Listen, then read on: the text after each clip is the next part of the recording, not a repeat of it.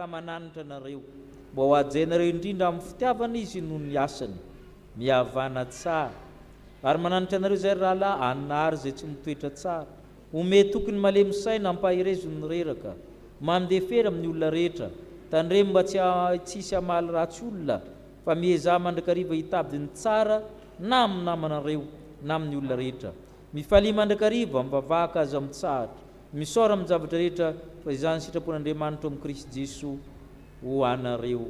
Amen. Sambatra ny mahitsilala dia manderaka sambatra izay mitany teny vavololelolele ka mitady azy amin'ny rehetra. Amen. Tsy nahatanteraka izany sitrapon'Andriamanitra izany isika dia isika hifona nititenana ty amin'ny vavaka isika.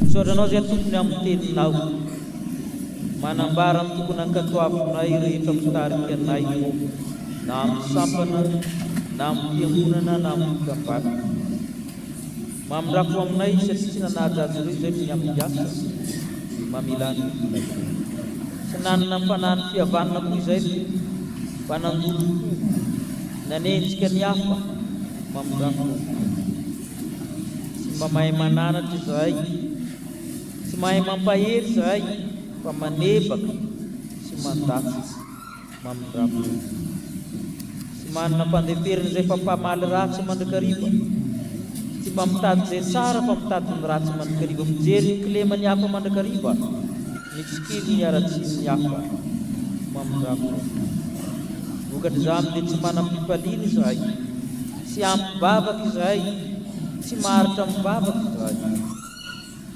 mahay misaotra koa izay amin'izay rehetra nomeno anay ary tsy tamposaina izany fa adinay avo mamindrako aminay mandrana betsika tsy mantanteraka anay na tamin'ny fiteny na tamin'ny natao na tamin'ny fikasana na tamin'ny heritreritra mba hilory ny vavaka mandinika sanatray ao amin'ny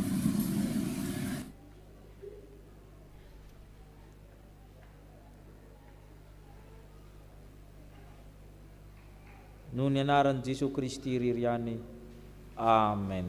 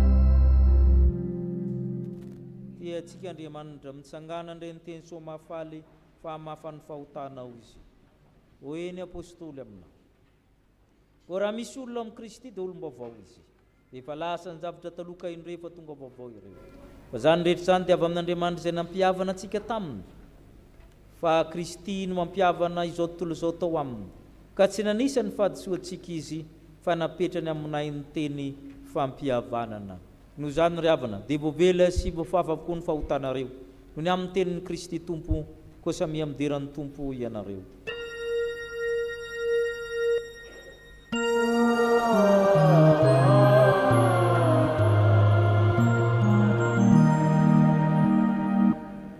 Voninahitany amin'ny avo indrindra ho an'Andriamanitra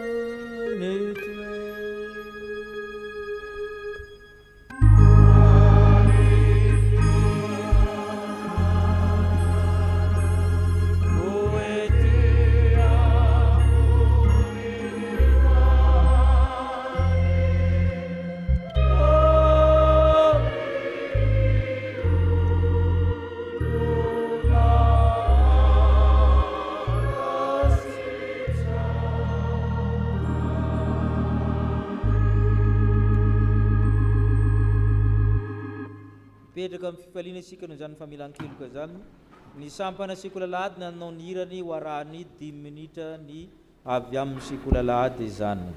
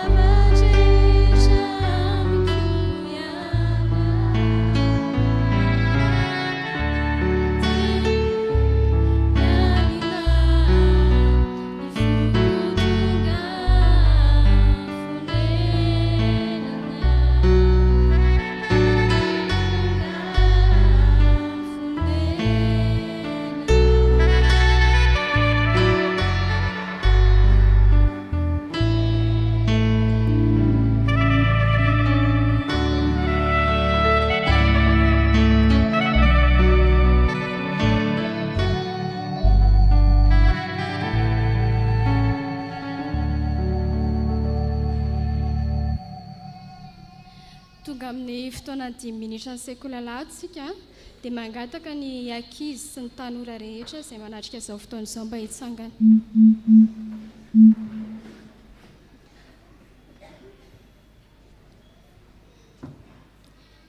Hiaraka hivavaka sika rankizy. Ry Andriamanitra ry zanaka fanay masinao dia mbola mankasitraka anao izay no fahasoavanao sy ny fitiavanao. Andriamanitra mitsinjo madinika isan'andro ianao, tsy mba manadino anao. ankehitriny raha tonga amin'ny fotoana 10 minitra izay dia mino fa manana zavatra ambara aminay ianao mamangy anay tsiraray avy ary Andriamanitra noho ny amin'ny anaran'i Jesosy amen. Eo am-pisanganana eo ihany a dia hovakintsika hosokafantsika ny baibolintsika dia ao amin'ny Jeremia toko 7:30 Jeremia toko 7:30 a toko 7:30 andininy 7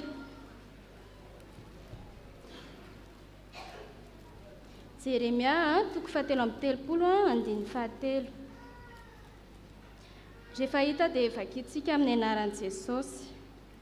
Antsoia dia hovaliako ianao ka ampisehoko zavatra lehibe sy sarim-patarina izay tsy fantatrao. Amen. Afaka mipetraka tsika ary. Misy tantara kely tiraka izy entintsika angalana lesona. Tao anaty kilasy anankiray nisy tovolahy natsoina ankizy hoe Goliata. Nataony ankizy hoe Goliata ny anarany izany hoe surnom izany ilay izy noho ny vatany izay goavana dia goavana rakizy. Noho izay vatany ngeza be izay rakizy dia mpanakorotana izy sady mpangalatra gotehan'ny ankizy. Ary mampijaly ny kely noho izy ihany koa. I Goliata dia tsy mba mahavita devoir izany mihitsy. Indray andro nefa rehefa ilay récréation iny dia nitabataba mafy tamin'ny ankizy rehetra Goliata hoe iza ny say ady amiko fa raha resy dia tsy alaiko tsony ny gotehanareo ary tsy ampijaly anareo tsony sady mime kely izy satria fantany fa izy ngeza be dia tsisy haresy izany mihitsiny. Fa raha maharesy kosa dia hitanareo tsara fa ho alaiko daholo ny gotehanareo rehetra ozy izy sady ampijaliko nareo. Dia vao naheno an'izay ny ankizy rehetrarehetra rakizy dia nangovotra sady raiki tahotra daholo. Tao anatin'ireo ankizy raiki tahotra ireo izany nisy any Koto dia mpianatra sekoly alahady. Rehefa natahotra iny Koto dia niondrika izy dia sady mivavaka. Izy ilay niondrika mivavaka iny nakipony masony dia tazany Goliata izy mivavaka dia tezitra be mihitsy Goliata. Dia rehefa hita fa nivavaka izany izy dia niazakazaka be mihitsy Goliata andeha hamonana azy. Dia rehefa ilay izy niazakazaka iny rakizy dia tafotohany Goliata. Rehefa tafotohany izy dia izy moa ngeza be dia mavesatra be dia nenjery izy dia nekarapoka mafy tamin'ny tany ny lohany dia tsy nahatsiaro teny izy avy eo. Dia teo alohan'ny Koto teo mihitsy izy ny tsy nahatsiaro teny. Dia vao nahita an'izay ny ankizy rehetrarehetra rakizy dia niorakoraka mafy be hoe resy Goliata fa afakintsika. Dia izay ny tantara kelintsika androany. Dia niafatra ny lesona tsoahantsika amin'izay rakizy dia ninona Goliata misy eo amin'ny fiainantsika na any an-trano izany na amin'ny fiainantsika na any am-pianarana n'aiza n'aiza dia aza misalasala mihitsy dia aza menatra mivavaka. Atsoy foana Andriamanitra fa izy mpamonjy antsika zanany ary tsy takatry ny saina ny fomba fiasany eo amin'ny fiainantsika. Dia mbola hiaraka mamaky an'ilay tenin'Andriamanitra teo tsika rakizy. Inona moa ilay izy teo?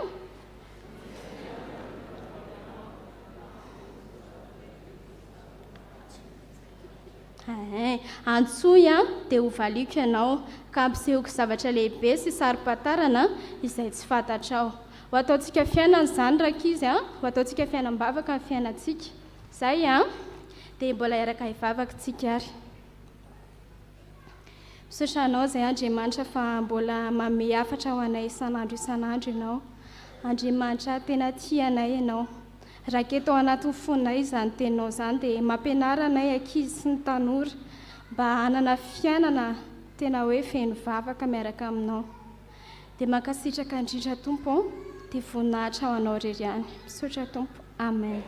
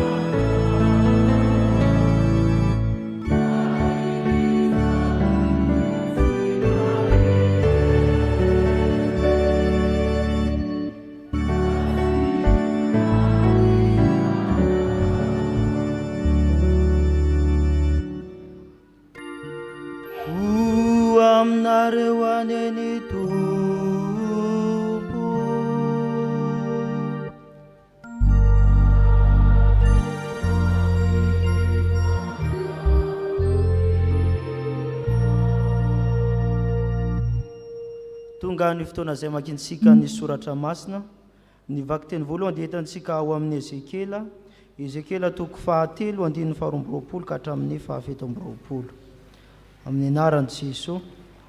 Ary ny tanàn'i Jehovah dia tamiko, ary hoy izy tamiko, mitsanganaka mivoa ho any amin'ny lohasaha, ary ano itenenako aminao, dia nitsangana ka nivoaka nankany amin'ny lohasaha. Ary indro nitoetra teo ny voninahitry Jehovah tahaka ny voninahitra izay fahitako teo amoron'ny Kebara ihany, dia nikarapoka ioka aho, ary nisy fanahy tonga tao anatiko ka nampitsangana ahy, dia niteny tamiko izy ka nanao hoe, andeha mirindrina ao anatin'ny tranonao ianao, fa ianao ry zanak'olona, indro asiana fatorana izay amatorana anao, ka tsy azo mivoaka ho aho aminy ianao, ary ampiraketiko amin'ny lanilaninao ny lelanao, ka homona ianao ary tsy ho mpananatra azy. Fa taranaka maditra izy, fa raha miteny aminao aho dia hosokafako ny vavanao, ka dia holazaiko aminao hoe, izao nolazain'i Jehovah Tompo, izay miainy dia aoka izy hiainy, ary izay tsy miainy dia aoka izy tsy hiainy kosa. Fa taranaka maditra izy.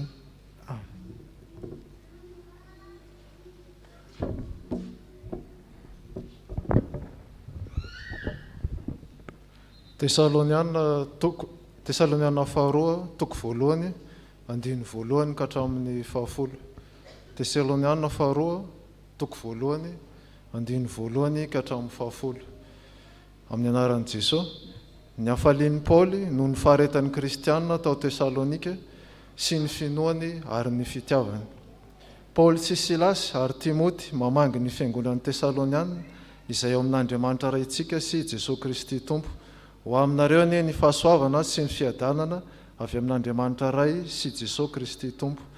Tsy maintsy misaotra an'Andriamanitra mandrakariva izahay noho ny aminareo ry rahalahy, fa mahamendrika izany satria mitombo fatratra ny finoanareo ary be ny fifankatiavanareo rehetra, ka reharehany tenanay ianareo eny amin'ny fiangonan'Andriamanitra noho ny faharetanareo sy ny finoanareo ary amin'ny fanenjehana rehetra izay manjoanareo sy ny fahoriana izay aretanareo. Famantarana ny fitsarana marin'Andriamanitra izany, mba ho atao miendrika ny fanjakan'Andriamanitra ianareo, sady izany koa ny aretanareo. Fa zavatra marina amin'Andriamanitra ny hamaly fahoriana izay mampahory anareo, ary ny hanome fitsaharana anareo izay hampahoriana kosa, mba amin'ny tenanay raha iseho Jesosy Tompo avy any an-danitra mba amin'ny anjely ny heriny, amin'ny afo midedadeda, hamaly izay tsy mahalala an'Andriamanitra sy izay tsy manaiky ny filazantsara ny Jesosy Tompontsika. Dia olona izay aran'ny fahamaliana marina, dia fahaverezana mandrakizay avy amin'ny fanatrehan'ny Tompo sy ny voninahitry ny heriny, raha tonga izy mba hankalazaina eo amin'ny olona masina sy gagana eo amin'izay rehetra mino amin'izany andro izany, satria ninona ny fanambaranay taminareo. Amen.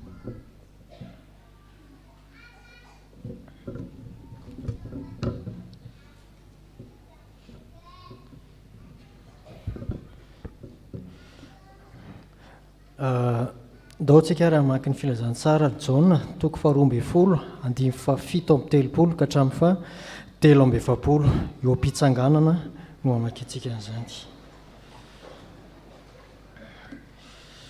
Nefa na dia efa nanao izany famantarana betsaka izany teo anatreny any izy, dia tsy mba nino azy ireo, mba hatanteraka ny teny nataony Isaia mpaminany hoe, tompoko, iza no nino ny teny nampitondrana anay, ary iza no nampisehoana ny sandrin'i Jehovah. Izany no tsy nahaizany nino, satria hoy koa Isaia, efa nanajamba ny masony sy nanamafy ny fony izy, mba tsy hahita ny masony sy hahalala ny fony, dia tsy hibebaka izy, ka tsy hankasitraka azy ao. Izany teny izany no lazain'i Isaia, satria nahita ny voninahiny izy ka nilaza azy. Kanefa maro tamin'ny mpanapaka aza no nino azy, nefa no ny fariseo dia tsy nanaiky ireo, fandrao havoaka hiala amin'ny sinagoga. Fa tia ny voninahitra avy amin'ny olona izy ireo, fa tsy ny voninahitra avy amin'Andriamanitra. Ray masino, manomasina fahamarinana, teninao fahamarinana. Amen.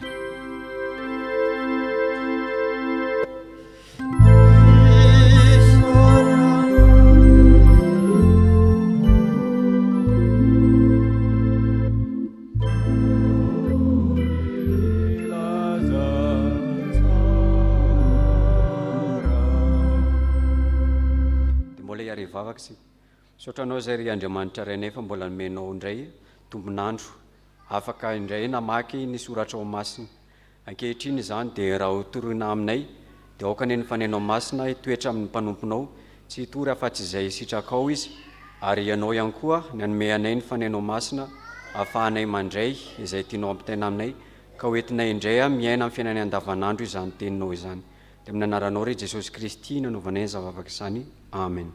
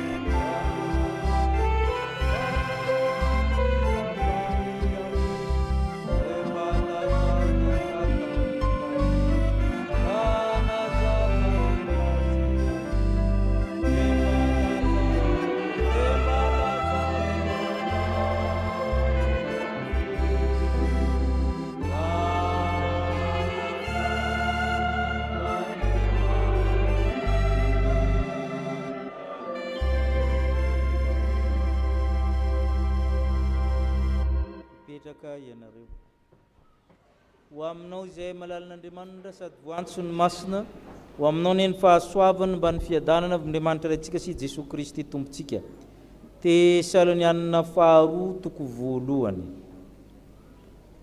ny epistily amin'ny anaran'ny Paoly dia 3:10 fatatsika tsara zany nefa ny tsara ny mampahafantatra fa tsy mandeha irery Paoly fa misy namana izy. Rehefa vakinareo ry epistily reo dia misy namana foana izy manoratra fa tsy izy irery akory. Izy io zany karazana sekoly atao hoe sekoly paolinianina zany namokatra an'io epistily 3:10 io Paoly sy ny mpianana, Paoly sy ny namana, Paoly sy ny mpandimby azy no nanoratra an'ireo dia nomena anaran'ny Paoly daholy izy rehetra ireo. Eto zao ny Tesalonianina 2:2 dia olona 3 no manoratra eo. Izy zao sisy Paoly sy Silasy ary Timoty. Raha mikisaka miankavitsika amin'ny Tesalonianina 1 dia hitantsika fa tsy Paoly rery koa manoratra azy fa iza Paoly sy Silasy ary Timoty. Izy zany fomba fiteny hoe Paoly fa tsy izy rery fa izy dia tsy mba miasa rery Paoly fa mananamana trano. Dia amin'ny fiangonana rehetra nentin'ny Paoly fiangonana araka ny Paoly ireo zany misy ireo namany ireo zay tompony foto-kevitra miaraka aminy koa fa tsy izy rery. Eto ny taratasy 2 any fiangonana tany Tesalonika ny fitarian-teny no akatsika 4 eto. Rehefa avy miarahaba i Paoly sy Silasy ary Timoty dia amin'ny 3 izy manao hoe tsy maintsy misaotra n'Andriamanitra mandrakariva izahay. Inona moa ny isaorana n'Andriamanitra? Inona moa no ankalazany an'Andriamanitra?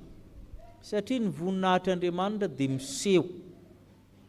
Ny voninahitr'Andriamanitra dia miseho amin'ny fiainan'ny mpino, amin'ny fiainan'ny reto olona reto anoratany reto. Ary ny voninahitr'Andriamanitra koa dia miseho amin'ny fitsarana marina ataon'Andriamanitra. Andriamanitra dia mitsara. Izany no jerentsika amin'izao fitarian-teny amin'ny fiangonana tamin'ny Tesalonika amin'ny taratasy 2 soratan'ny Paoly. Dia afaka itsika ny 7 hatramin'ny 5. 7 hatramin'ny 5 aminaran'ny Tompo. Tsy maintsy misaotra n'Andriamanitra mandrakariva izahay noho ny aminareo rahalahy fa mahamendrika izany satria mitombo faritra ny finoanareo ary be ny fankatiavanareo ka rery ny tenanay ianareo eny amin'ny fiangonan'Andriamanitra noho ny faharetanareo sy ny finoanareo ny amin'ny anenjena nanjoanareo sy ny fahoriana izay retanareo famantarana ny fitsarana marin'Andriamanitra zany mba ho atao mendrika ny fanjakan'Andriamanitra ianareo sady izany koa ny aretanareo. Amen. Izay le hoe mankalazan'Andriamanitra i Paoly satria ny voninahitr'Andriamanitra dia miseho amin'ny fiainan'ny mpino. Inona avy ny seho tamin'ny reto olona reto na tonga ny Paoly velom-pisaorana? Hitantsika amin'ny andininy 7 ihany hoe satria, misy teny hoe satria ao. Satria maninona hozy izy? Mitombo fatratra ny finoanareo ary be ny fifankatiavanareo rehetrarehetra. Raha vao ireo no mitranga dia mahazo voninahitr'Andriamanitra amin'ny fiainantsika mpino hoe mitombo fahalalana ny olona, mitombo finoana ny olona, tsy miemotra amin'ny olona, dia ny faharoa mitombo ny fifankatiavana. Ireo zany endrika isehoany voninahitr'Andriamanitra amin'ny fiainan'ny mpino, ireo zavatra anankiroa ireo. Ary io finoana resahan'ny Paoly apôstôly io sy Silasy ary Timoty io tsy finoana mipetra-potsiny fa reherehan'ny tenanay ianareo izy izy, satria finoana io zany finoana misy faharetana, finoana niaran'ny fanenjehana, finoana nandalo fahoriana, izany ny aretanareo izy. Ary zay le voninahitr'Andriamanitra. Voninahitr'Andriamanitra miseho amin'ny fiainantsika zany tsy voatery zavatra tsara foana, fa ho koa jabo mono tsara ihany ve no raisitsika amin'Andriamanitra fa tsy ny ratsy koa. Ary zany ny rehefa mitombo finoana izy ireo, mitombo fankatiavana dia tonga ny fitsapana. Ny fitsapana hoy izy ny fahoriana tsy mahafaly andro anao. Fa matoa mandalo fitsapana misy dikany, matoa mandalo fisedrana misy antony. Ny antony dia valian'i Paoly hoe famantarana ny fitsarana marin'Andriamanitra zany mba atao mendrika ny fanjakan'Andriamanitra ianareo. Matoa ianao hiadivan'ny ratsy, hiadivan'ny devoly dia misy zavatra tsara ao aminao. Ny devoly dia tsy hanafika intsony ny olona efa miandany aminy, efa miaraka aminy, efa client. Fa matoa izy zany mampifanaritaka ny fiainanao satria ianao mendrika ny fanjakan'Andriamanitra ho Paoly apôstôly. Ary izay le ankalazana n'Andriamanitra. Zay ny ankalazana n'Andriamanitra. Ny fiaretana sy ny faharetana amin'ny fanenjehana sy ny fahoriana dia mariky ny fitsaran'Andriamanitra ka anehoany fa mendrika io zanany io. Anehoany fa afaka mandova an'Andriamanitra io zanany io. Ary zany mihitsy ny antony aretinareo Paoly apôstôly. Ny kristianina tsy hoe enjehana satria nangalatra, satria ratsy toetra, satria nanao zao, fa mijaly satria kristianina.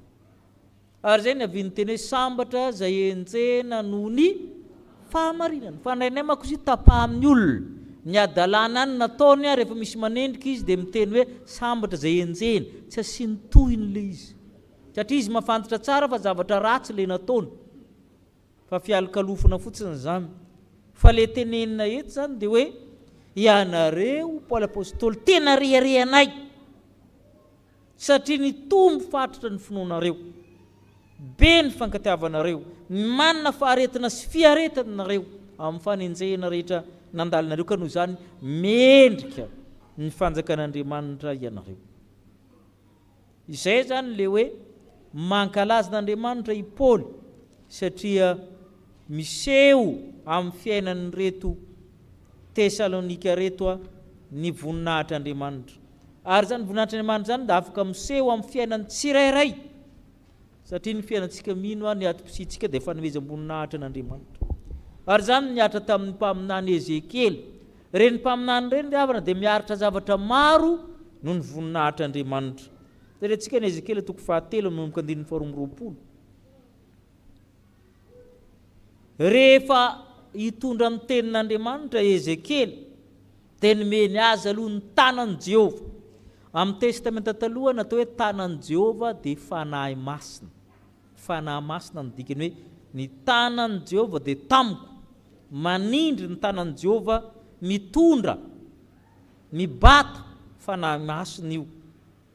Rehefa nalainy ny fanahy masina izy, nentiny hoe mivoa mankany amin'ny lohasaha, dia nahita ny voninahitr'Andriamanitra izy tahaka ny tany amin'ny olo-Kebara taria amin'ny toko voalohany. Niverina ny voninahitr'Andriamanitra rehefa nahita ny voninahitr'Andriamanitra izy Ezekela dia naninona? Torana izy. Ary matetika ny mpaminany ao amin'ny testamenta taloha torana rehefa iseho ny voninahitr'Andriamanitra zany. Zay ilay karazana fahoriana zany iseho ny voninahitr'Andriamanitra. Rehefa avy eo ny fanahy masina nampitsangana azy, da avy any amin'ny lohasan-dana indray mody mirindrina ao amin'ny tranonao baiko zany. Indraindray hafahafa ny fiainan'ny mpaminany satria anehoana ny voninahitr'Andriamanitra. Manao zavatra tsy fanaon'ny olona indray. Asiana fatorana ianao rehefa midy aman-trano ozy izy dia mifatora. Tsy mahazo mivoaka ianao dia tsy mivoaka. Ataoko miraikitra amin'ny lanilaninao amin'ny lelanao. Zany hoe miraikitra dia mona izy. Zay ilay voninahitr'Andriamanitra. Tsy mpananitra tsolo ianao fa maditra loatra ilay olona ozy izy. Ilay zavatra tokony hihatra amin'ny Israely zany mihatra amin'ny Ezekely. Gaga izy inona tia manjoa anaty, izay ny voninahitr'Andriamanitra. Tsy afa miala ianao. Midy aman-trano ianao izy miraikitra ny lanilaninao tsy afaka miteny ianao. Andriamanitra ny tompon'ny voninahitra fandidiana. Rehefa avy indray izy miteny, rehefa miteny aminao dia hosokafako indray ny vavanao. Izao ny tsy maintsy lazainao. Izay miaino, aoko izy iaino. Izay tsy miaino, aoko izy tsy haino satria taranaka maditra. Ary ilay voninahitr'Andriamanitra miseho amin'ny fiainantsika io maro karazana. Ny an'ny Ezekela zany, ny an'ny Jeremia nalatsaka tanan-davaky ny rano izy, lavaka fatsakana, voafelaka Tehamaina izy. Ery Daniela nalatsaka tao an-davaky ny liona, Sadraka sy Mesaka Abednego natao tanatin'ny laforme rehetra afo. I Josefa namidy ho andevo tany Egypta mialohan'ny izy ho lasa premier ministre tamy. Ka ilay fiainany mino zany dia manoatra an'izay. Fanehoana ny voninahitr'Andriamanitra. Na amin'ny zavatra ratsy, na amin'ny zavatra tsara. Dia ny voninahitr'Andriamanitra. Ary izay no mahatonga ny Paoly apôstôly mideran'Andriamanitra tamin'ny reto fiangonana tamin'ny Tesalonika reto hoe mitombo ny finoanareo, mifankatia ianareo, rerenay ianareo satria izany finoana izany dia miaritra sady maharitra ny fahoriana. Noho izany dia mendrika ny mahazanaka Andriamanitra ianareo. Izany koa no tiany tompo atao amintsika ankehitriny hoe mankalaza n'Andriamanitra ve ahitana ny voninahitr'Andriamanitra ve ny fiainantsika. Amin'ny fiaretantsika ny zavatra iretantsika, amin'ny fiainantsika, amin'ny tokantrano, amin'ny aretina, amin'ny tsy fahampiana, amin'ny zavatra maro samihafa mety hangejantsika sy manindry atsika. Natao hanomezana voninahitr'Andriamanitra ny fiainan'ny mpino. Maneho ny voninahitr'Andriamanitra ny fiainan'ny mpino. Fa ny zavatra faharoa verenantsika amin'ny epistily faharoa amin'ny Tesalonianina dia ny voninahitr'Andriamanitra koa dia miseho amin'ny fitsarahan'ny olona rehetra. Ny voalohany teo miseho amin'ny fiainan'ny mpino, fa ny faharoa miseho amin'ny fitsarahan'ny olona rehetra. Fitsara marina izy. Bakitsika nandinin'ny fahaenina hatramin'ny fahafolo, Tesalonianina faharoa toko voalohany. Bakitsika aminaran'ny tompo. Fa zavatra marina amin'Andriamanitra, ny hamaly fahoriana izay mampahori anareo, ary ny fitsarana izay mampahoriana kosa mba amin'ny tenanay. Raha miseho Jesosy tompo avy anan-danitra, mba amin'ny anjeliny heriny, amin'ny afo midedadeda, hamaly izay tsy mahalal'Andriamanitra sy izay tsy manaiky ny filazantsarany Jesosy Kristy tompontsika. Dia olona izay aran'ny fahamaliana marina, dia fahaverezina mandrakizay avy amin'ny fanatrehan'ny tompo sy ny voninahitry ny heriny. Raha tonga izy mankalazaina eo amin'ny olo-masina sy gagany eo amin'izay rehetra mino amin'izany andro izany satria ninoana ny fanambarana taminy. Rehefa mino ny fanambarana ianareo, Paoly apôstôly aza matahotra, nampahoriana ary zavatra marina amin'ny Andriamanitra, zavatra lôjika amin'ny Andriamanitra, zavatra ara-dalàna amin'ny Andriamanitra, juste et logique, ny hamaly fahoriana izay mampahory anareo. Aza mba miantso fahoriana ho amin'ny hafa, fa efa hain'Andriamanitra ny tokony ataony, tsy mila anao akory izy hiantso tody, ary tsy fanaon'ny kristianina zany, fa efa tonga izy hamaly ozy izy. Ahoana ozy izy? Ay ny fahamaliana ho Jehova. Jehova niady anareo fa ianareo kosa angina. Zavatra marina amin'Andriamanitra ny hamaly io ranomasinao io, izay niaretanao io tamin'ny zavatra rehetra. Hainy io, ary tsy mila miteny aminy akory ianao. Avy eo izy manome fitsaharana ho anareo ainy manavaka ny tsara sy ny ratsy fanomezam-boninahitra an'Andriamanitra dia ny fitsarana ataony amin'ny olona rehetra. Ianareo tokony azo fitsarana ozy izy rehefa nampahoriana zay koa azo fitsarana ho Paoly apôstôly. Ary Kristy eo amin'laza hoe mankanesa ty amiko nareo zay miasa fatratra sy maventsatsetana fa izao anome nareo fitsarana. Hen'Andriamanitra zany tsy mila teneninao izy. Rehefa iseho izy avy any amin'ny-danitra izy amin'ny anjeliny heriny amin'ny afo midedadeda hamaly ny olona rehetra tsy mahalala n'Andriamanitra sy izay tsy manaiky ny filazantsara. Misy manko ny olona tsy nahalala, misy ndray tsy manaiky manohitra tsy afamainy reny.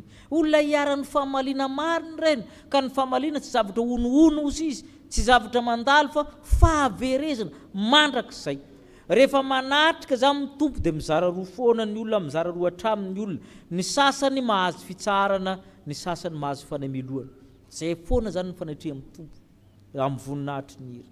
Ny sasany mahazo fankalazana eo anivon'ny olona masina ka igagany olona ianao eo anatria amin'ny olona mino satria ianao nino ny fanambarana. Nino ny fanambarana. Ka ny voninahitr'Andriamanitra dia miseho amin'ny fitsarana.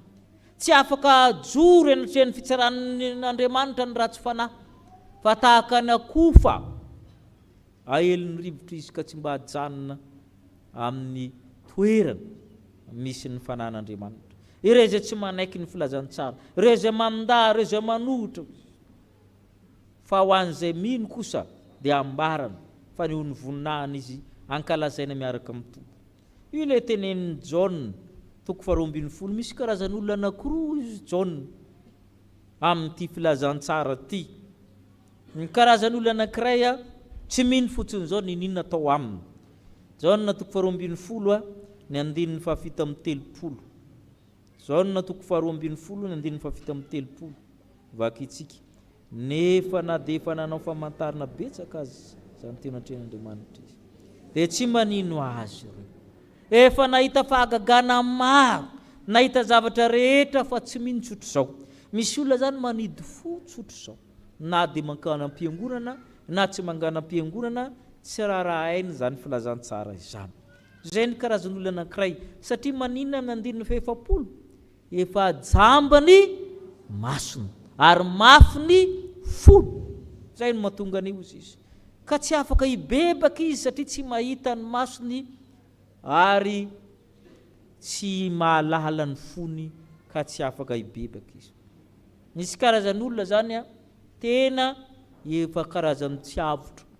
Ndre mandeha le mpanjaka anankiray zany zaho izy mba tadiavo olona kamo indrindra amin'ny fanjakako fa omeko vola. Tena ny olona dia mba niseho zay kamo rehetra. Isy ny teny za kamo fa na 3 taona ary tsy mandro ny sasany. Dia ny sasany teny ndenena daholo le akamona rehetra io. Dia nisy olona anankiray niteny tamin'ny mpanjaka tsisy mbola tsy maresy ny akamony olona any aminay zany ozy le rangahy. Fa ahoana ianao ozy le mpanjaka. Zao nafatarina, ino nafatarina fa kamo le olona ozy izy. Zao nafatarina voalohany fa kamo izy ry mpanjaka, izy ara tsy netany katy. Tenenao nefa mena vola tsy nety andeha izy ozy izy. Mba hafa koa zany ozy le mpanjaka. Andao tsika ho any ary. Nandeha izy dia iny izy mitanandro mikipi ny masony. Mpanjaka moa arabaina fatatsika izy tsy miarahaba. Io ny mpanjaka mba arabao. Ozy izy le ry za mbola te atory. Mba sokafo ny masonao izy le mpanjaka. Ianao zany le kamolahy. Manahirina zany manokatra masany mandreraka ozy izy. Sokafany kely fotsiny. Mba sokafo ny tananao ametrahana apetrao eo ozy izy dia mandeha. Ny aiky le mpanjaka hoe ty zany tena izy amin'le izy. Misy karazan'olona ohatran'izany tena ninona ataonao aminy efa io izy dia efa io izy. Fa misy karazan'olona faharoa indray le samy Jaona. Ny 2:70 ny misy azy sy ny 3:70. Indray dia mba mino ihany sainga tsy maharitra. 2:70 sy ny 3:70 vaky itsika. Kanefa maro tamin'ny mpanapaka azy zany nino azy. Nefa noho ny fariseo dia tsy nanaiky ireo. Fandrao avoaka hiala amin'ny sinagoga. Fa ty voninahitra avy amin'ny olona izy ireo fa tsy voninahitra avy amin'Andriamanitra. misy ndray ny olona mba mino ihany fa matahotra fanenjena izy, sao roahana, sao atao zao, sao atao mivavaka be, sao atao manetry tena, dia miala amin'ny finoana izy, mangatsiaka izy. Misy ndray ny olona tia voninahitra loatra, raha vao tsy azao ny voninahitra dia tsy atao na fanompona amin'ny sampana na inona, rehefa tsisy intereo izy nareo tombotsoany dia tsy manao izy. Karazana anankiray koa zany, mba mino ihany nefa tsy lasa lavitra. Tsy afaka nome voninahitr'Andriamanitra izy satria tsy voninahitr'Andriamanitra no tiany fa voninahitra olombelona. Satria ny voninahitr'Andriamanitra izy dia miseho ny fitsarana. Hany ka tratry ny fitsaran'Andriamanitra ireo olona ireo. Tsy mankaiza izy. Amin'ny Jaona 4, mikisaka miankavia any tsika avy eo amin'ny Jaona 4:20 nilazany azy. Jaona 4:7-20. Jaona 4:7-20. Vaky itsika. Ary zao ny fanamelohana fa tonga tamin'izao tontolo izao ny mazava, fa len'ny olona ny maizina toy izay ny mazava satria ratsy. Safidy zany anoloana ny fitsaran'Andriamanitra. Ny voninahitr'Andriamanitra dia miseho amin'ny fitsarana. Fa ny olona dia manao safidy tonga tamin'izao tontolo izao ny mazava. Le mazava dia Jesosy Kristy, ile marina. Nefa ny olona ny safidy, ina ny safidina hoy sisy? Ny maizina. Isan'andro tsika dia manana safidy mipetraka ny lohantsika isan'andro. Ary matoa ianao tsy misafidy ny mazava izy dia misy antony afeninao ao dia ninona? Ratsy ny asa. Rehefa ratsy ny asanao dia afenimpenina zany izy io. Tsy aseho amin'ny mazava satria ratsy ny asa. Ny olona manao ny marina kosa dia manatony ny mazava izy. Misy olona zany efa voaheloka na dia ety ambony tany satria efa diso safidy izy, tsy ny safidy ny mazava, ny fahamarinana miaraka amin'Andriamanitra. Eto zany Paoly apôstôly te hisarika ny sainantsika hoe mankalazan'Andriamanitra fa ny voninahitr'Andriamanitra dia miseho amin'ny fiainantsika, na soa na ratsy mandala amin'ny fiainantsika dia rehefa tena zanak'Andriamanitra ianao dia miseho foana ny voninahitra. Ary ny voninahitr'Andriamanitra dia miseho amin'ny fitsarana marina ataony, omeny fitsaharana ny zanany, fa omeny fanamelohana ny mampahory atsika dia tsy miala maina ao amin'ny Andriamanitra fa mahazo ny anjarany na ety an-tany ary zany ny tsara kokoa na anan-danitra. Ary zao ny manahirana na saika solafaka ny asafa, le famaizan'Andriamanitra manko mizara roa. Misy ny olona mizara 3 raha ny marina. Misy olona fahaizan'Andriamanitra ety an-tany izy tsarainy satria tia niova. Dia miova le olona, tsara iny. Raha fahaizan'Andriamanitra ety an-tany dia tsara satria mariky ny fitiavany anao iova. Fa misy olona ndray sady fahaiziny ety amin'ny tany mbola tsy miova ihany dia ho fahaiziny koa ratra izay, voadobla zany. Efa tsy nanjary izy tetya mbola voamafy koa any. Dia misy karazany fahatelo izay hita amin'ny asafa, ohatra amin'ny tsy voasazy mihitsy izy ety amin'ny tany, metimety foana ny zavatra ataony, tsy mety resinao izy fa izy efa voafafa amin'ny bokin'ny fiainana ny anarany. Ny ankoatrany izy mahazo ny anjara. Karazany 3 zany izy io mieritreretra tsara. Ny voalohany fahaizan'Andriamanitra dia niova, tsara zany. Ny anankiroa ratsy, sady voa tia ny voa ratsy izay. Dia ny fahatelo efa safidy ny metimety aty izy dia ho avy amin'ny tsy mety rahatry izay. Fa isika kosa mahazanak'Andriamanitra atsika aneo amin'ny tompony voninahiny amin'ny fiainantsika manontolo, na soa na ratsy mitranga amin'ny fiainantsika. Ho an'Andriamanitra irery ny voninahitra. Amen.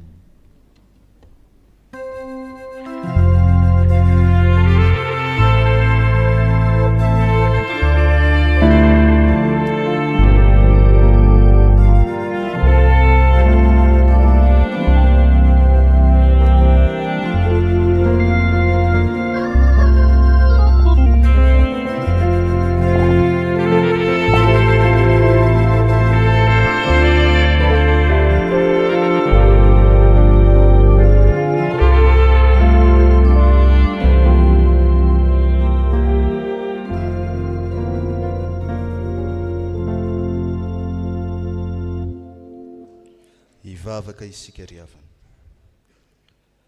ry Andriamanitra ray zanaka fanay masino, miondrika eto anatrehanao zahay, fa niseho sy ny teny taminay ianao tamin'ny lalan'ny mpanomponao, ka nanambara ny teny fiainana tokony hiainanay.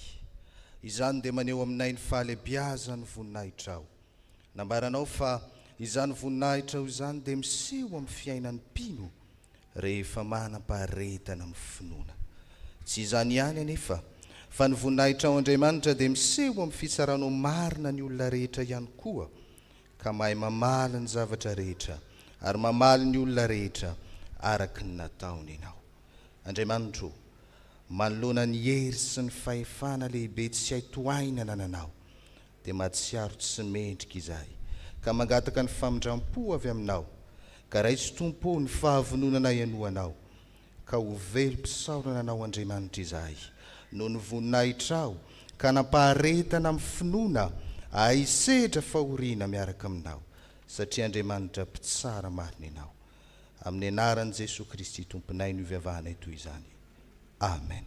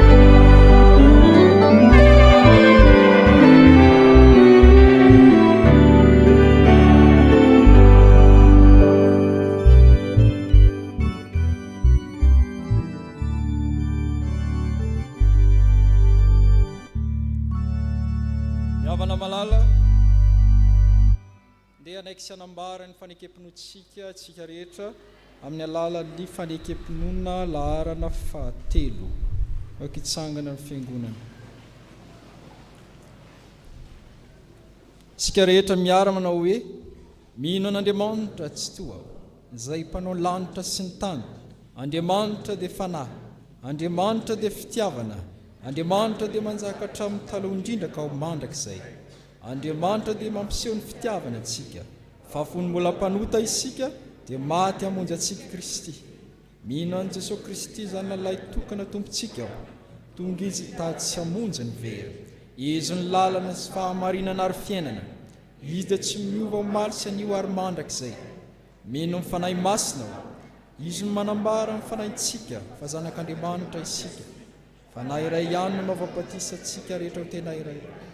Ny fandresena izay enti mandresy izao tontolo izao dia ny finoantsika, Tompo ampitombony ny finonay. Amen. Mahazo toerana ny fiangonana.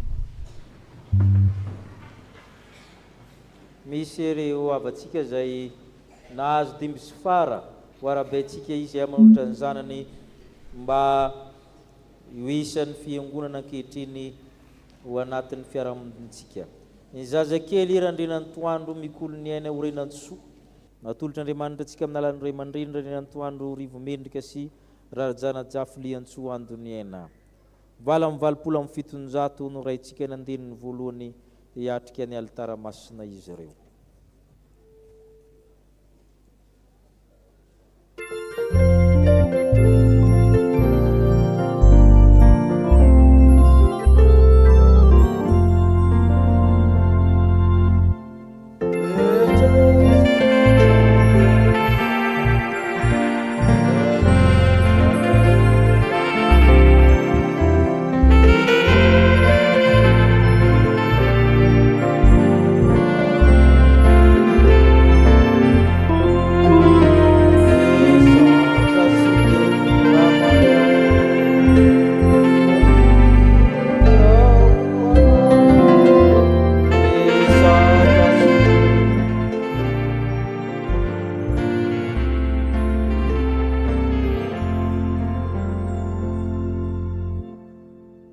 mitsoran'andriamanitra isika na mireto ray aman-dreny reto nomen'andriamanitra izao dimy sy fara izao dia miarahaba azy ireo tsika noho ny amin'ny tompo zay nanome azy izany. Hoy ny teny avy amin'ny soratra masina, fa ianao efa namoaka avy tao ankibo, nankinina taminao otrao am-boko ahatra nankibondreniko dia Andriamanitra ianao. Ary efa tapitra ny andro fidiovana araka lany Mosesy dia nitondra azy niakatra tany Jerusalema izy mba ho atolotra ho amin'ny tompo, koa atolotra ho an'i Jehovah izy eny amin'ny andro rehetra iainany dia voatolotra ho an'i Jehovah izy. Amen. Ivavaka isika. Misaotra anao izay tompona amin'ny fanolorany reto ray aman-dreny reto zany anio antrehanao, mba handray ny fitahinao, handray ny sodranonao, ary aneo fa tsy miova ny famindramponao isaky ny taranaka amin'ny fandimby. Vavolombelona zany izy ireo ka miompifaliana amin'ny fiangonana. Ka ianao Andriamanitra zay mpamorona, zay pahary, nanome azy taranaka ny ara-monina amin'ny zaza sy amin'ny ray aman-dreniny amin'ny alalan'ny fanahy masina. Ka meteza ianao hanolo-pahendrena azy ireo azoany hery ikolokoloana na beazana izao zaza izao sy ny taranany. Ampanjaka amin'ny tokantrano izy ireo ny finoana, ny fanantenana, ny fitiavana, ahatsapany zaza fa tokantrano misy Andriamanitra za amin'ny tokantrano izany. Toan'ny fanahy mazototsy ireo amin'ny fanabeazana azy sy amin'ny fanolorana azy amin'ny sakrameta samihafa. Ianao Andriamanitra ny ankinanay, mba hitaizanay izy ireo zaza rehetra sy ankizy tanora nomenao ny fiangonana, hanananay taranaka avamina. Misaotra Tompo. Amen. Dia ento izao zaza izao tario, hitombo sena, hitombo tena, handroso fity amin'Andriamanitra sy ny olona, ary ho mananareo ny fanolorana azy amin'ny sakrameta amin'ny fotoana mamety izany. Dia miarahaba anareo izay nomen'Andriamanitra ny fara. Amen.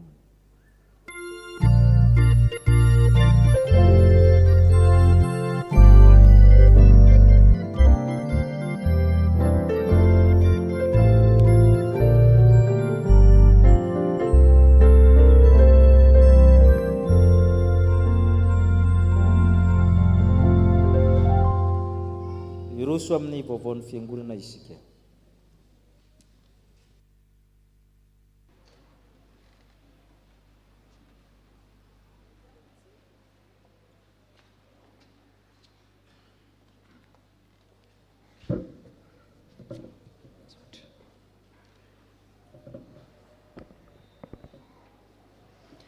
Dia ho aminareo rehetra ny hery havana, ny fahasoavana sy ny fiadanana avy amin'Andriamanitra ary antsika sy Jesosy Kristy Tompo. Amen. Toy izao indray ny vaovao iray izao marain'izao. Avy amin'ny mpitandrina sy ny biraon'ny fiangonana. Isaoran'Andriamanitra fa totoza soamatsara ny fifampiarabana na hatratra ny taona vaovao ho an'ireo fikambanana diakonina sy loholona omaly sabotsy. Isaoranareo rehetra ny fandrimbona tamin'izany. Ho tanterahana kosa amin'ny sabotsy ho avy izao ny firaisan'ny sampananantiny eto amin'ny fiangonantsika. Entanina isika fiangonana manontolo ny amin'izany. Ny fotoana fiangana eto am-piangonana dia amin'ny 9 ora sasany maraina. Mahakatsika kosa ny valopy vatsin-dalana izay ho an'ny mpitandrina Dr Rakotsavy Mikael mahakasika ny cursus postdoctoral dia afaka averintsika izany anio mandritra ny rakitra mihodina. Izany hoe isy fitatazana rakitra iray atao eo ampovoany eo ho asiantsika an'izay valopy izay. Ho tanterahana amin'ny heriny anio ny fivoriana ara-potoana iarahan'ny mpihevitra rasy ny biraon'ny fiangonana. Manomboka izany amin'ny valora sasany maraina. Isy ihany ny SMS alefa ho fanamafisana izany. Vaovao avy amin'ny sampana. Sampana VFL. Manentana ireo zokiolona mbola hisoratra anarana mahakasika amin'ny fanolorana ny solom-body akoha fa androany ny farafisoratana anarana mahakasika izany ary amin'ny heriny anio ny fanolorana izany. Andray fitenenana ny filohan'ny sampana VFL aorian'izao. Avy amin'ny sampatia, ny vondrona mpanazava dia manomana varotra mofomamy sy masira ary ranom-boankazo, koa manasantsika mpiara-mivavaka andray anjara amin'izany. Avy amin'ny sampanasa AFF, anio hariva no fotoanantsika AFF amin'ny 3 ora tolakandro ary anasanantsika fiangonana rehetra ihany koa anatrika amin'ny fampianarana amin'ny bokin'ny asan'ny apôstôly iarahana amin'ny mpitandrina Dr Rakotsavy Mikael. Amin'ny fotoana io ihany koa no anatanterahana amin'ny fampiarabanana tratry ny taona ary hiara-bantsika ihany koa ireo ray aman-dren'ny mpitandrina. Misy fandraisana anjarana mahakasika izany 10,000 ariary. Manantena ny fahatongavantsika rehetra. Avy amin'ny sampana Dorcas, ilazana isika mpikambana amin'ny sampana Dorcas fa ny fifampiarabanana tratry ny taona dia atao ny 20 janoary 2024 amin'ny 3:00 ao amin'ny sous-sol. Izany dia nasanany ray aman-dreny ara-panahy sy ny biraon'ny fiangonana. Misy ny fandaminana efa napetraka koa ilazana isika antany ny tompony andraikitra isa-tsampana. Mankasitraka antsika rehetra manaraka ny fandaminana fa Kristy no fihavanantsika. Avy amin'ny sampana sekoly alahady miverina ny rantsana tanketsa ny hariva amin'ny 3 tolakandro. Amin'ny heriny anio 20 janoary dia manao tenue maitso fotsy ny mpampianatra rehetra ary ny mpianatra kosa dia manao ny t-shirt maitso. Ho an'ireo ankizy izay tsy mbola nazo ny t-shirt kosa dia angaviana anantona madame Tahina aka izany. Manao fifampiarabiana ihany koa ny mpianatra amin'ny heriny anio hariva amin'ny 2 ora ny fahatongavana ary mbola manao ny tenue t-shirt maitso ihany ny mpianatra. Ho an'ny mpampianatra kosa dia polo fotsy maitso. Ny ambaniny dia samy manao izay mety aminy. Dia toy izay indray ny vaovao iray voninahitra ho an'Andriamanitra irery ihany.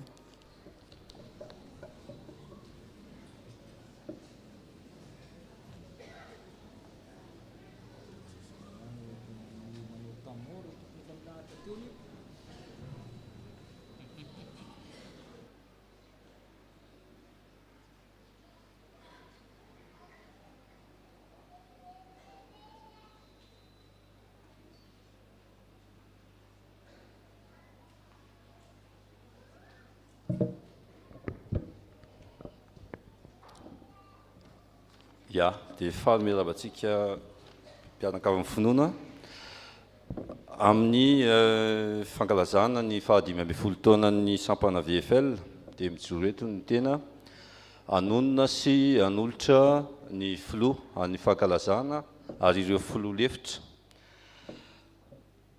Lehibe ny asan'i Jehovah ka dinian'izay rehetra mankasitraka izany. Ao amin'ny Salamo 112 ary izany koa ny teny fankalazana ny teny faneva ny fankalazana ny 15 taona. Ny anaovantsika amin'ny fandaharam-potoana ho tononona dia miakatra ety ireo filoha izay eo dia avy eo mitondram-bavaka sy mandray tanana ny ray aman-dreny mpitandrina dia mandray fitenenana ny filoha lefitra. Ny filoha ny fankalazana ny Andriamatoa Général Charles Rabemananjara. Nanome fialatsiny moa izy fa lasa manatrika ny any Ivato. Ny filoha lefitra lieutenant colonel Hasiniatsy nommé Arso Rodrigue. Nanome fialatsiny ihany koa izy satria voahiraka hanao asa androany maraina. Ny filoha lefitra sivilia docteur Ralambo Manana Dimby Andriniaina.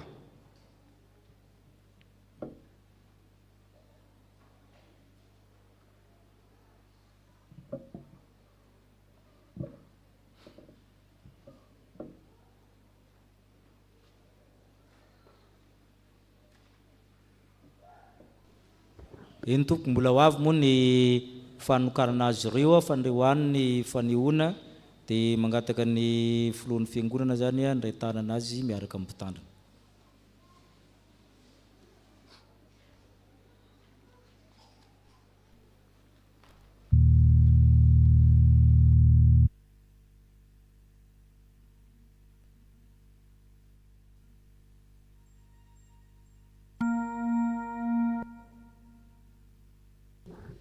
Araka ny teo dia ndray fitenena vatrany izy ianao ny fanentanana voalohany.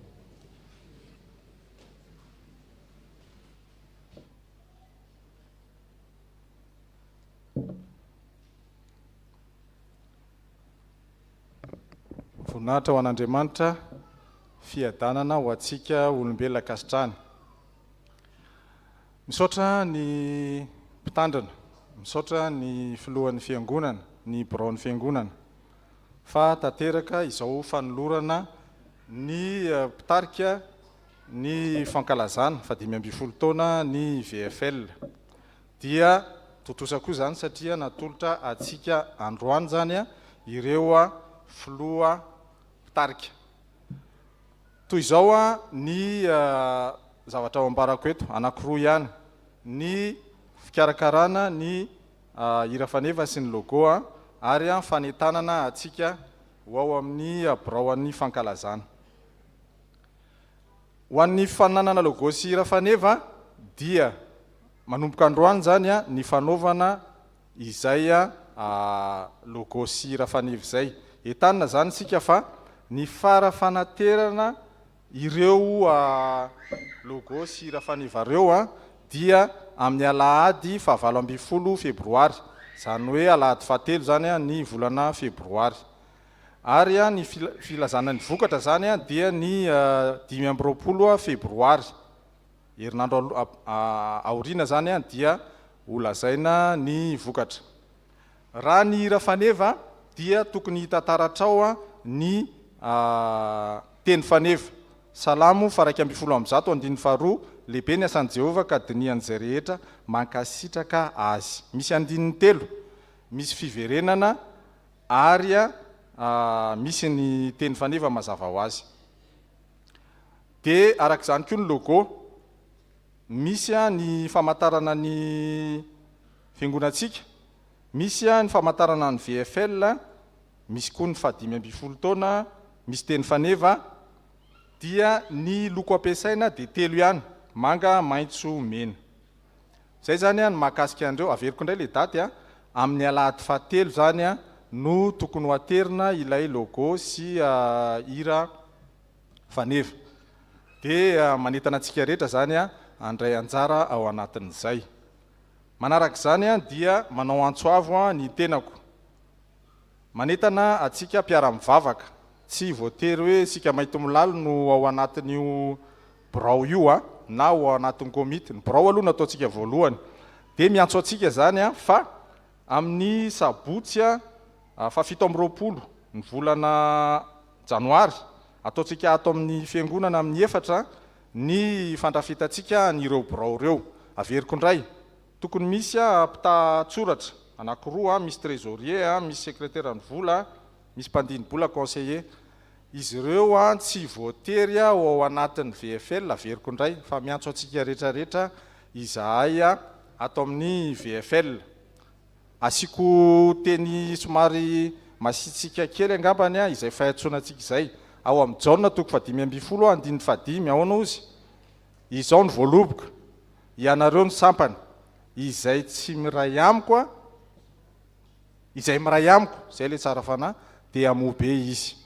Noho izany dia na dia mirava zao fotoana zao dia miantso anareo zany izahay ato amin'ny sampana VFL, indrindrandrindra fa ho an'ny fankalazana. Raha ny fampianarana teo tsika dia mpanetretena no nanekeko nylay fanendrena, satria voninahitr'Andriamanitra ny tadavintsika fa tsy voninahitry ny olombelona.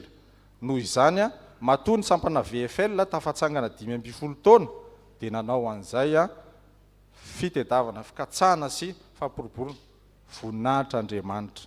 Misaotra indrindra tompoko. Misaotra ndrareo tsika nandraindraikitra amin'izany ary araka ny voalaza teo zany dia misy roa zany ny ambaratonga, ao ny birao izay mila olona zany dia ao ny komity. Ny komity zany mila maromaro satria ao ny lafin'ny teknika, misy komision maro samihafa, ny fihetsiketsehana, ny vola, ny liturgie sy ny sisa. Dia mahazotoantsika rehefa tsy miditra birao ianao dia mba hiditra komity. Misaotra nareo rahala. Misaotra tompoko. Fifaliana ho antsika ny navitany fanamasinana fanambadiana reto avantsika raha mana mandimby arsoa ary feny Tokernesa sy raha tefy malala onja ny Rina Fabiola. Aza nao zareo. Ry zareo dia mirary soanareo ny fiangonana mivavaka anareo. Misaotra tompoko. Sakramentany batisa ho atolotra ny reto zanantsika mitsangana zareo ary ny zazakely raha mananjatovo anjara sarobidy atolotra raha mananjatovo Dorisy lalana Rina Sofaniry. Ny zazakely raha andre amin'ny tana Arsoa miray Intsokaty atolotra raha andre amin'ny tana Arsoa Fano Romulus sy ratolo Janary Mirantsoa miray. Zazakely raha kotary Jaune fitiavana kolona atolotra raha kotary Jaune mirantona Aldera sy raha kotoary Lalasoa Natalie. Ny zazakely raha samy manana tiona iray ny aina atolotra raha samy manana rindra ny aina sy raha Benasolo mirindra kolona ny aina. reo izy ireo a dia mivavaka anareo ny fiangonana. Soara tompoko. Araka ny voalaza teo zany ny mpitandrina mianakavy dia misaotra antsika rehetra amin'izany fanolorana vatsin-dalana mampitandrina izany. Mbola mitonam-bava koa tsika zany a fa mbola tsy tonga, mbola tsy mivaly ny visa dia hoentina mbavaka koa zany izay a mba ho lavorary. Ny AFF zany raha riva ny manasa antsika iroso amin'ny rakitra isika eo ireo toko-pihira hira ao anatin'izany dia koa nanao ny fandaminana.